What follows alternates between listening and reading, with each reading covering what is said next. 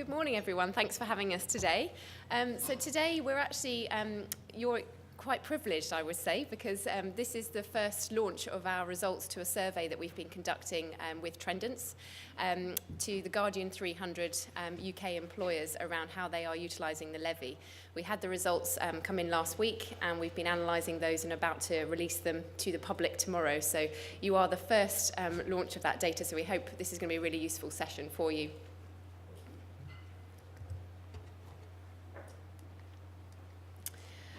So there's no getting away from it. The Apprenticeship Levy is coming in 2 months' time. Any firm that has a wage bill of 3 million plus will be charged 0.5% in tax every month. And the only way that that tax can be reclaimed is through spend on apprenticeship training. Now, for a lot of firms, that presents quite a large challenge in their organisation. But I think the message that we want you to take away is that if you have a well-considered strategy for apprenticeships and using your levy, it actually can present massive opportunity for you internally as an organisation.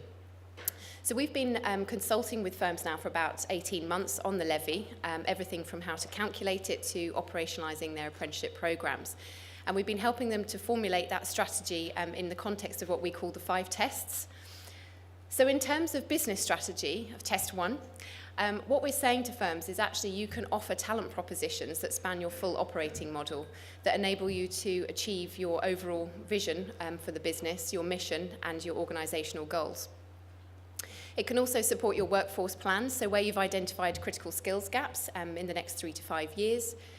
You'll be able to use apprenticeships to plug those skills gaps, but also to recruit or upskill or reskill or professionalise your workforce to help develop those skills that you'll need in the future. It also enables you to bring in a more diverse talent population that can actually help you to reflect your customer base. In terms of helping you to achieve your talent strategy, what we really want to see organisations doing is using the levy and apprenticeships to offer a range of programmes that enable anybody from entry-level talent through to senior management to participate in a talent proposition. And through doing so, they'll be able to succession plan or progress internally or externally within their sector. By ultimately doing that, it will give you competitiveness in the market, and what we're seeing is firms are now turning away from early career propositions and broadening out their brand and talent to a wider talent proposition and presenting a broader employer value proposition to the market. So they're offering anything from level 2 to level 7 apprenticeship programs that enable anybody with any age or level of seniority or experience within your organisation to participate in some of those programs. And by doing all of that, it ultimately gives you value for money. Not only do you capitalise on the levy by converting your talent programmes, your existing L&D or professional qualification spend into apprenticeships, but it also means that you can homegrown your own talent rather than hiring it in, which we all know is quite a costly exercise. And spending your levy is a key financial measure of success for the larger organisations. So we talked about that external talent proposition. This is what firms are beginning to look at with the levy, is creating a suite of interconnected propositions. So where you might already have graduate programmes or school leaver programmes or work experience programmes, being able to offer all of these and allow them to interconnect with and allow for progression. So as an example, you might have a graduate programme already, and that graduate programme can be converted to a degree apprenticeship at a level 6. But a degree apprenticeship may also act now as a feeder to your internal graduate programme. A graduate programme can also be converted to a level 6 programme that's not a degree, or it can also be progressed to a level 7 graduate programme, apprenticeship programme, which enables students to achieve a master's qualification. In terms of traineeships, this is a new proposition that firms are now looking at to act as a feeder, very much like an internship feeds a graduate programme. This will feed your lower level apprenticeships at level 2 or level 3. We've also see here that the programmes that you might have for L&D, professional qualification, or talent more generally, so talent propositions such as leadership and management programmes, they can now be converted for any internal staff into apprenticeships as well. So what you're seeing here is a broad range of programmes for all educational levels and age within your organisation. So this is what it could look like. We've just got an example here. So as an example, a traineeship programme might feed your level 2 customer service advisor programme. That person might then progress to the level 3. They might then go on to the level 6 financial services degree. And then they have two options. They could either join an internal graduate program because they've now got a degree, or they could go into a level 7 apprenticeship as well. So that's just an example of the different career paths. Starting out, in this example, they'd actually start in a customer contact centre but end up as a level 7, having started as a level 2. So GCSE through to Masters, and that means that they can stay with the firm for a longer period of time and succession plan within your organisation. So how prepared are you and employers ready for this levy? So the research that we conducted, it does actually tell us that a lot of people have thought about the strategy for the levy. They've now done the mapping of which programs and standards or trailblazer standards at the new apprenticeship type should be fitting to their organisation. But what they're not doing is they haven't necessarily thought about how to now resource and operate and program manage those resulting programs. And there is actually quite a lot of research that David will draw on to say that we feel this is something employers really need to start doing in the next 3 to 6 months, because the levy is starting in the next couple of months. So it really is quite pertinent time to be doing this. So the research that we conducted focuses very much on the latter stages of what we're calling the levy journey. So much more around what are your apprenticeship propositions, and then how do you go about actually operationalising your programs day to day. The research covered the full life cycle for apprenticeships. So if you're already running a graduate program or another talent program, these terms should be quite familiar to you.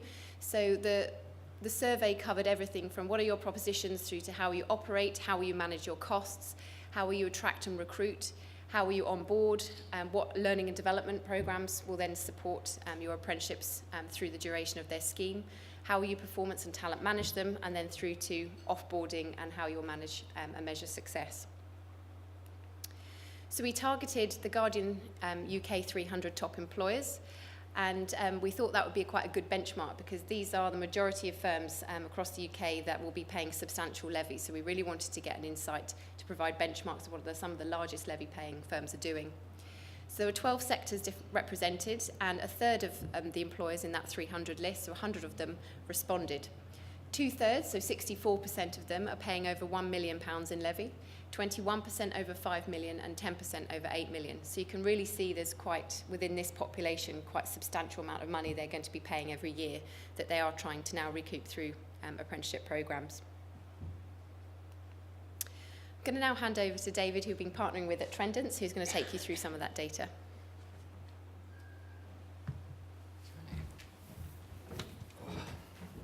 Thanks very much, Emma. Hi, good morning, everybody. For those of you who don't know me, my name is David Palmer. I'm the research manager at Trendence. And we've conducted a pretty exciting study on the apprenticeship levy. Now, as Emma said, we've looked at the Guardian UK 300 employers, because ideally we want to be collecting responses from the biggest levy payers in the UK. We've asked them some pretty detailed questions about how they're going to tackle the levy. We got 100 responses back, which is really, really good, and we did get a good representation across a whole range of sectors. Before we get into the findings, though, I want to start with a bit of history.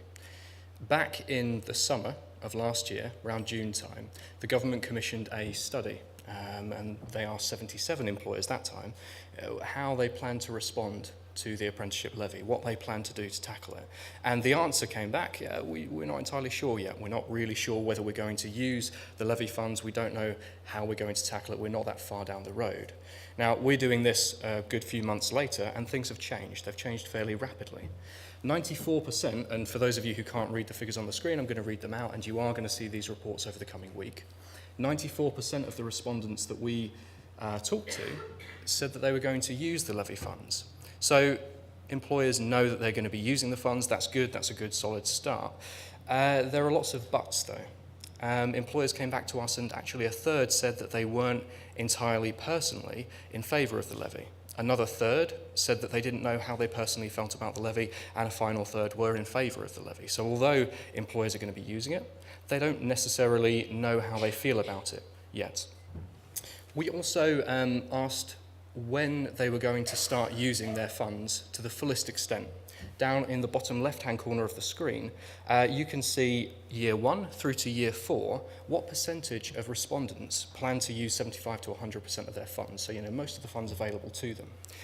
In year 1, that only sits at 21%. Now, if you remember last summer, a lot of employers petitioned the government and said, actually, we need the levy to be pushed back another year because in many cases we're not going to be prepared, we're not going to be ready to tackle it. And the findings have come back, and actually in year one, only 21% of employers are going to be utilising all of the funds available to them. It looks at the moment like for you, for the market, the plan is to implement something of a 4-year strategy. By 2020 or thereabouts, most people are going to be utilising the vast amount of their funds.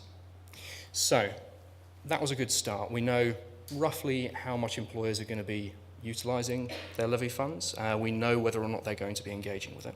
But then we started asking some operational questions, so we started digging a little bit deeper. One of the most interesting things that came back was actually the level of uncertainty. I don't know how the people in the room feel, but 30 to 40% of respondents, when we asked them operational questions, came back to us and actually said, we don't know, or we're not sure, or it's still to be decided. So next we asked, who are employers going to be targeting?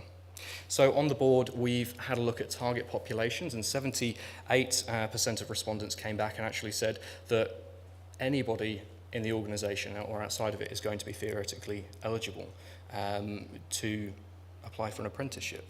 So they're looking pretty broad at the moment. You're looking pretty broad at the moment. Then when we look further down the list, we had other options. We had age bands, so 19 to 25-year-olds, 16 to 18-year-olds, and you'll notice by looking at the percentages that what employers were really doing when they came back to us is selecting multiple options, saying actually the apprenticeships that we're offering are becoming broader, are being offered to a broader range of people than ever before. A good way of summarising this would be to say that employers' early careers propositions are beginning to evolve into a more holistic talent proposition, something that's aimed at a broader range of the population and eligible for people inside the organisation to apply to, as well as outside of it. One of the most interesting things for the market, and from my perspective as a researcher who works looking at graduates and school leavers and pretty much every segment of the recruitment market, is actually the potential impact that the Apprenticeship Levy is going to have on the graduate space.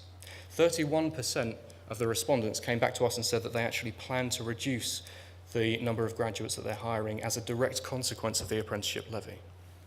We also asked how many plan to convert a graduate programme into an apprenticeship programme, and respondents came back and 53% of them who were planning to convert were actually planning to convert a graduate programme. Now these two things taken together represent quite a seismic shift in the way that recruitment works in the UK, quite a seismic shift in the way that your jobs are going to work and the way that you day to day are going to operate. It's something to watch in the market, and it's going to be pretty fascinating. We also don't know how graduates at this point are going to respond, are likely to respond to the prospect of apprenticeships aimed at them. That's something that's going to be entirely new this year. We're going to come on to how exactly apprenticeships can be marketed a little bit later on. Next, we asked whether there was any sign of a shift to higher level of apprenticeships, so what exactly employers were likely to be offering. 85% came back and said that they were going to offer advanced apprenticeships, 78% came back and said that they were going to offer higher apprenticeships. When you look at the types of apprenticeships that are on offer, we've got management and business, accounting and tax, and digital and technology at the top of the chain. When we take a look at the number of programs on offer, 4 to 6 programs, 1 to 3 programs, those are the most popular bands there, with about 60% just under of respondents selecting that sort of range, that number of programs to put on offer. When we started asking about responsibility and who exactly in the organisation was going to take ownership for apprenticeships, this is when it started to get really interesting. When we look at programme management responsibility, you'll notice that the percentages there add up to beyond 100%. We were asking respondents, okay, so who's going to manage apprenticeships in your organisation? And essentially what they're doing there is they're looking down the list. The options are the business or apprenticeship-specific team, graduate or early talent or HR. And essentially what respondents are doing is they're going down that list and they're selecting multiple options, because at the moment there's not a great deal of clarity about who's going to be managing apprenticeships. Sometimes there's ambiguity, and as I said earlier, a lot of respondents came back to us and just selected the don't know or not sure option on many of these questions. We also asked about provider status. So, how exactly are organisations going to tackle training providers? With 44% coming back and saying actually they're considering multiple specialist training providers at the moment, and a training provider, a single training provider was the second most popular option at 34%. So, we talked a little bit earlier about the apprenticeship brand and marketing it to graduates, I suppose. And this was a real area of interest for us. We wanted to see how employers were planning to tackle the idea that you would pitch an apprenticeship to somebody who isn't traditionally in that pre-university stage where apprenticeships may have been situated in years past. 58% of employers said that they were actually going to tackle that issue, and they did agree that it was an issue. Just over 60% said that it was. 58% came back to us and said that they planned to rename it internally or avoid it altogether in recruitment. A fair few, though, were actually considering, possibly, pitching apprenticeships directly to university students. Again, how that's going to go, how that's going to practically impact the market is going to be an interesting question to measure over the next period. And finally, we have sector differences. Now, this is a lot of fun for us. So now that we've got the findings down, you are the first people pretty much to see any of these results outside of the research team and BPP. But what's going to happen over the next month is we're going to go away and we're going to look at different sectors, specifically financial services, law, professional services, and the public sector, because there are some really strong trends that we've been noticing there, and we're going to be preparing a set of additional reports later in the month that you'll be able to browse through. And a lot of those sectors are going to be quite interesting to people in the room, so keep watching, I suppose, is the message there.